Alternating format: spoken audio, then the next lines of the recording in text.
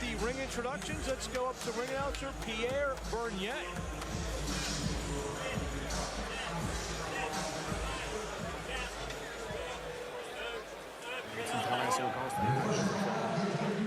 Pour 6 rondes dans la catégorie des poids lourds. The next bout is scheduled for 6 rounds in the heavyweight division.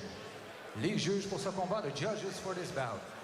Jean Lapointe, Sylvain Leblanc et Benoît Roussel. L'arbitre, the referee, Mr. Marlon B. Wright.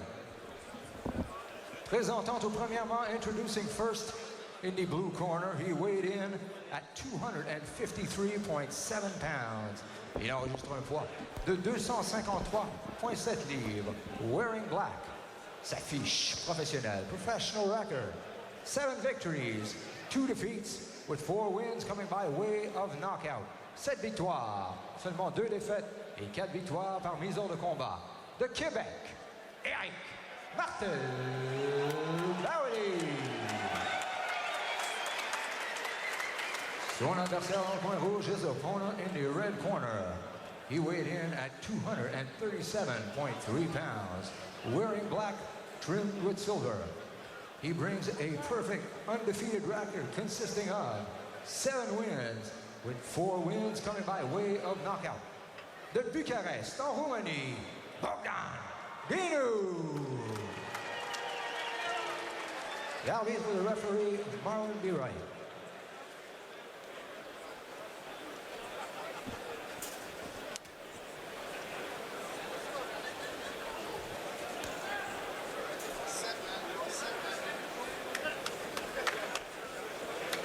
Gentlemen, you've all received my instructions. Remember, good, clean fight.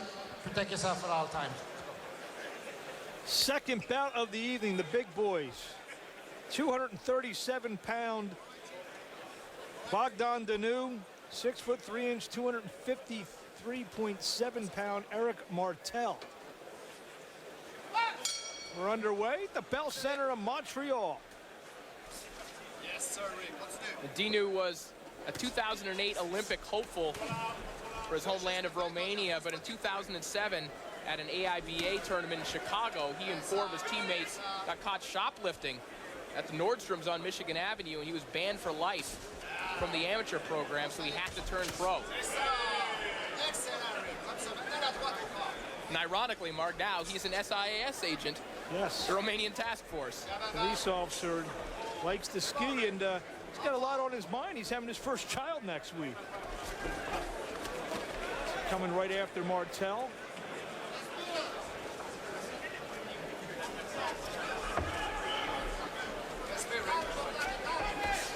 Half the work is done for Martel. He doesn't have to point anyone's jersey off. Right.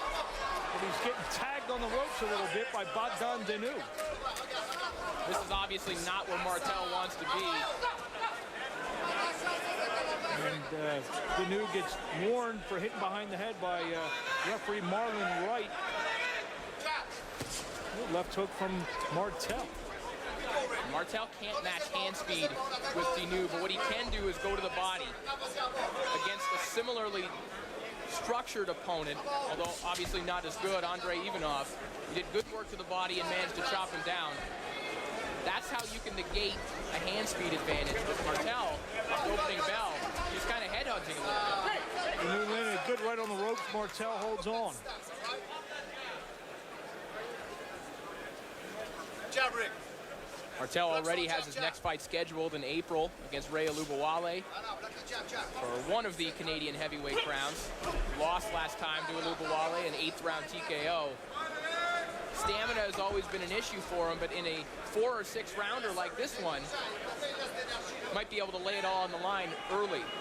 Dinu coming off a first-round knockout over Muhammad Ali Dumas back on February 9th.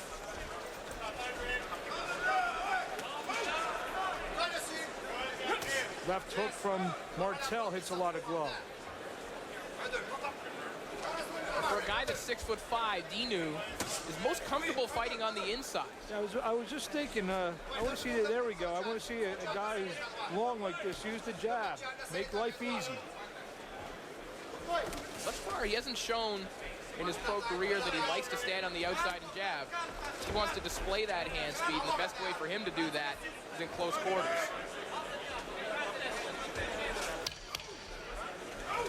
Round one, scheduled for 6. Heavyweights, Dinu and Martel.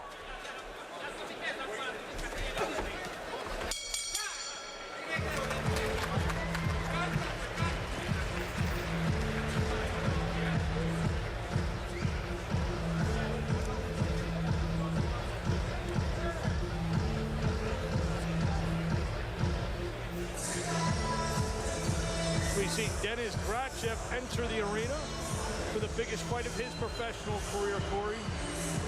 No question.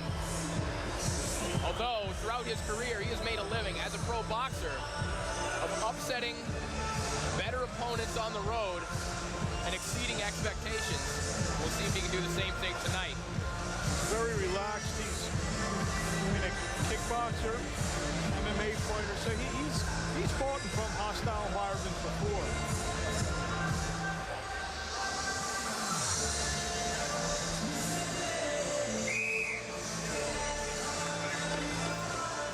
I want you to move your head and now kill his body a little bit there. Kill that body a little bit. Round 2 scheduled for 6. Bogdan, Dinu. Since they're both wearing black, they both have some yellow in their trunks. Just say Dinu's the bald guy. I don't want to step on Chris Gautier's toes here, but no translation necessary. Dinu's corner telling him, move your head a little bit and go downstairs to the body. Dinu coming out jabbing. Start the second round. A bit of a chopping left hook. Dinu likes to double that up. We'll see if he can find an opportunity to do that. That is his money punch, that left hook. Good shots from Dinu. Told you that now we try to take the same route did Lucian Bute. They know each other from the amateur days. And not only Bute, but there have been many Romanian fighters who have come here before. Adrian Diaconu, who we'll see honored later on tonight. Leonard Doreen. They've all had success here. They've all been adopted by the Canadian crowd. Right on the ropes from Bogdan Dinu. And if that's the plan, it's in his best interest to have a spectacular performance in his Canadian debut. Guys, I've got Martel's trainer right next to me here on my right. And he keeps telling his fighter not to let himself be intimidated by Dinu's jabs and body shots. Well, Dinu is doing a good job pushing him back with the jab a moment ago. Probably landed his best flurry of the fight. See, Martel does have some steam behind his punches, but haven't been too effective so far.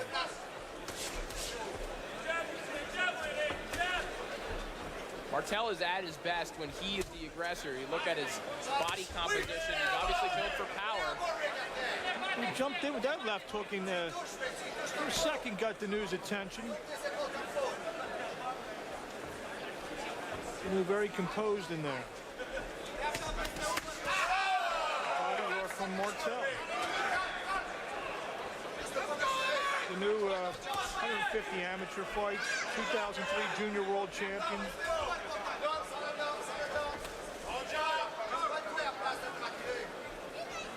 Martel has been dropped in both of his last 2 fights. Obviously, the knockout loss to Lubawale. Even in defeating Ivanov, he hit the canvas in the first round.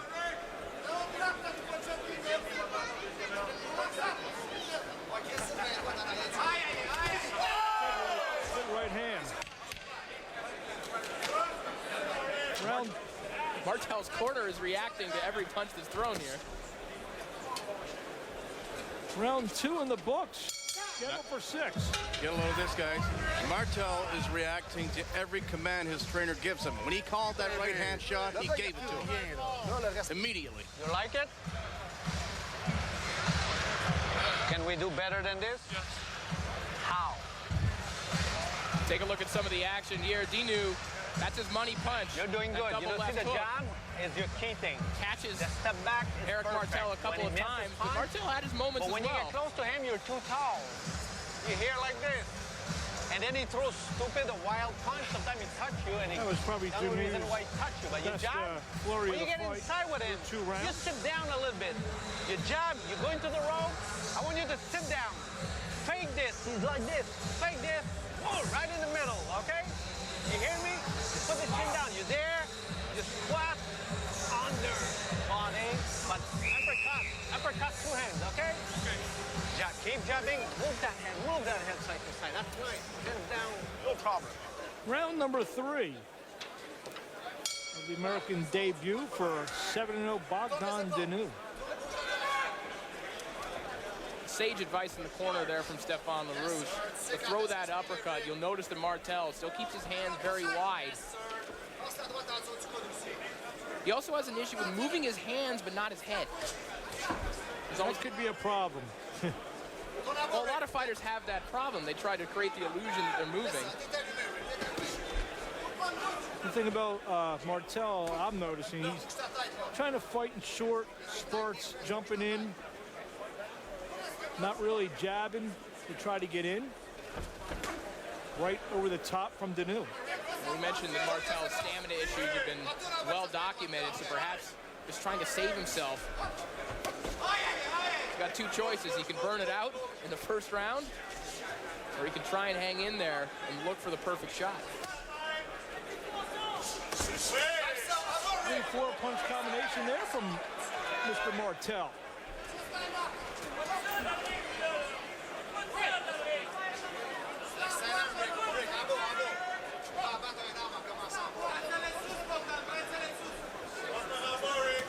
Jab from Dinu. Martel comes back with a little body shot as well.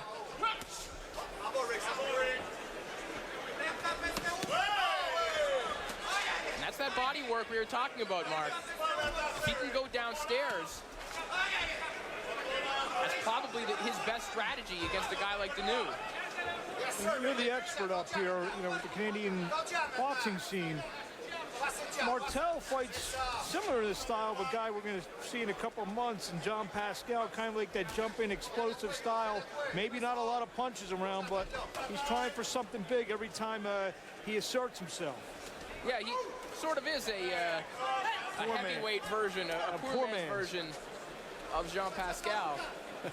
But at his best, he's doing this with his guard up, looking for that kind of shot. That was an excellent right hand from Martel. His best punch of the fight, a right hand caught Dinu right on the jaw. But then Dinu lands a good jab. Uppercut and a right over the top. Martel trying to fight back on the inside.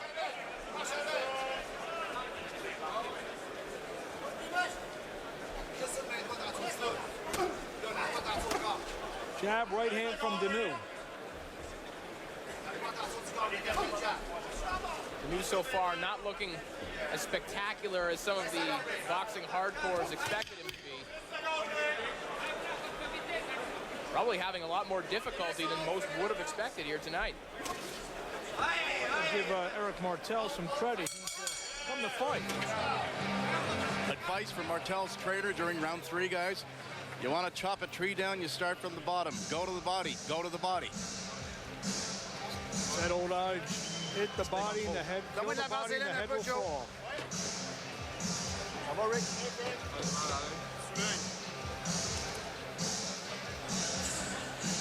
See some of the action here from a moment ago. Martel certainly having his best moments of the fight. 5-punch combination there, a couple sneak through, but it was that big roundhouse right that was the moment of the round for Martel. Respect. Tell him to breathe deeply. Respect en fond. Take a deep breath. On s'en va au 4, là? We're going to 4th round. All right, le gros, je suis content. Keep it up. I'm happy with it. How do you feel? Juste intelligent. All right, play it smart. Let's go. Fight smart out there. The voice of Chris Gauthier.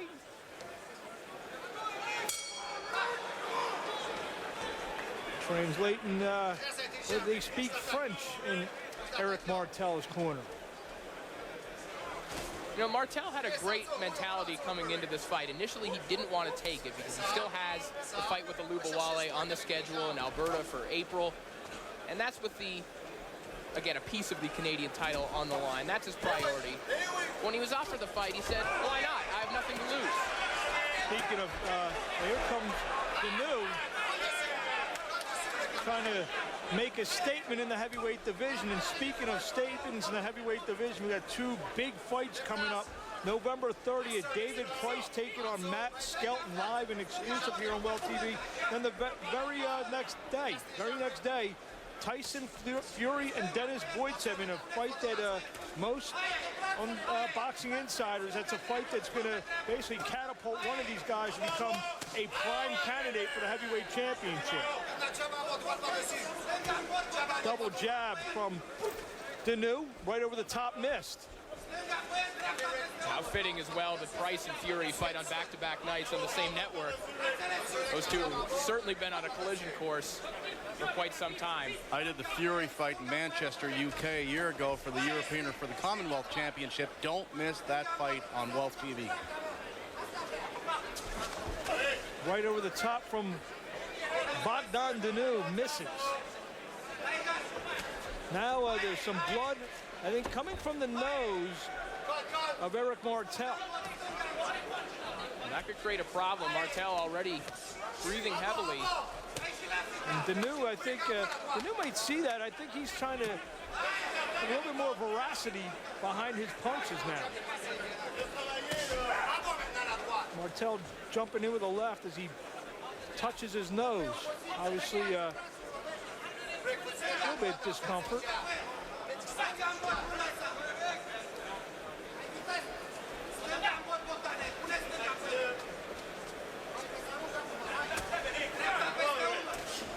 Nice trading jab. Good right from Dinu. Sends Martel into the corner. Martel wisely holds on. He's doing a lot more movement than he really needs to be.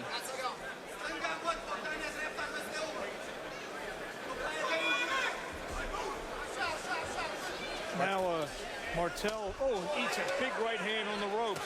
Martel in the corner taking punches from Dinu. Referee Marlon Wright looking real close. Goes down to a knee. This fight is stopped. Knockout victory for Bogdan Dinu. Well, had Martel taken a knee just a moment earlier, he might have been able to continue, but you can see the gas tank was starting to empty and Dinu was starting to get through with more and more regularity. And I think the old adage, Dinu saw blood and then he smelled it. Good fight, though. Good again, like the first fight. As we see the end of coming here. You see how the end came here for Éric Martel. We wait on the replay. Well, Dinu lands with that right cross. He's finished a lot of fights with this. Martel just trapped in the corner, and you see if he had taken the knee just a moment earlier, might have been able to continue. Certainly was physically able to. But it might have been the same outcome regardless of how long this one went. Now 8-0 with 5 knockouts. Corey, first time we've got a chance to see him in person. What are your reviews? I don't think it was the most impressive of performances, but what is impressive is that a man who's 6'5" has exceptional hand speed the way that he does. Maybe he hasn't channeled it, and maybe he hasn't made the best use of it thus far, but he has the raw goods at 26 years old with that frame and that hand speed to maybe be molded into something big. Got a decent amateur pedigree. And have to keep a close eye on the progress of one Bogdan Dinu. Well, if he can continue to fight with regularity, particularly up here in Montreal, he might have a shot. Well, we're about to get the one more announcement from ring announcer Pierre Bernier.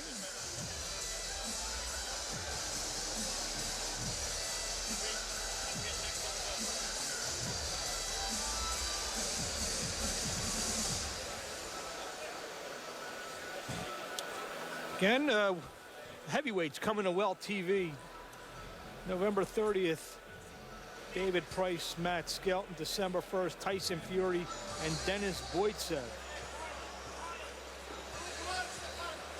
And I think Pierre Bernier is ready. Mesdames, Mesdemoiselles, Messieurs, le combat se termine à 2 minutes 52 du 4e round. Ladies and gentlemen, the end comes at 2 minutes 52 seconds of the 4th round. The winner by TKO and still undefeated, Bogdan Dinu.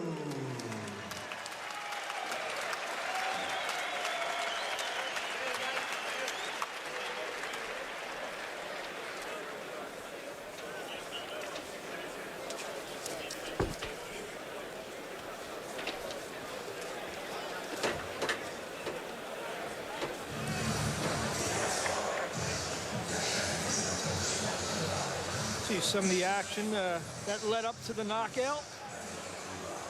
See, Dinu was in control for the majority of the fight.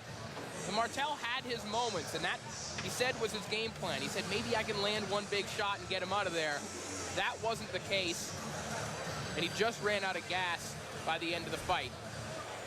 Did a lot of moving around and eventually found himself moving into a corner. Took that right hand, and Dinu knew what to do when he had his man hurt. Here is the beginning and then the end.